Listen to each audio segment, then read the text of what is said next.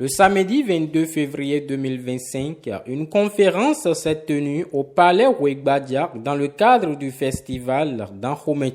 Animée par des experts en histoire du Dahomey, elle portait sur Dada Ouégbadiak, le fondateur du royaume de Dahomey. Ouégbadiak était un bâtisseur, un homme très éclairé qui a jeté très tôt les bases de tout ce que nous avons eu par la suite jusqu'à la fin de la monarchie avec l'occupation française. C'est lui qui a tout mis pratiquement en place. Il a ébauché. Et les autres n'ont fait qu'enrichir. Cette conférence publique a rapidement évolué en un débat animé captivant les participants grâce à la qualité des réponses aux questions posées. À l'issue de l'événement, le docteur Romiad Michozounou a accordé une interview dans laquelle il résume les points clés abordés. Ma communication de ce matin portait sur le fondateur du royaume du Dahomey.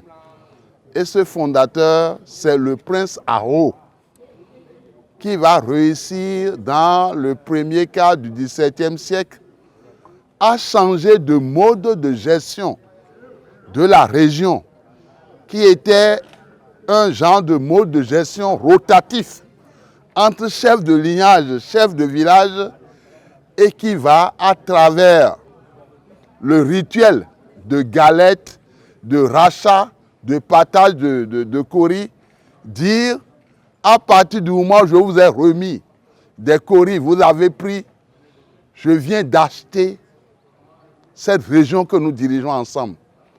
L'ordre, l'autorisation que vous me donnez de vous diriger, il n'y aura plus de rotation. Moi, je ne suis plus un chef ordinaire, je suis le roi de la région désormais. Et vous me devez obéissance et je vais continuer de gérer la région pour que vous soyez prospères et choto. À partir de ce rituel-là, le Dahomey est né.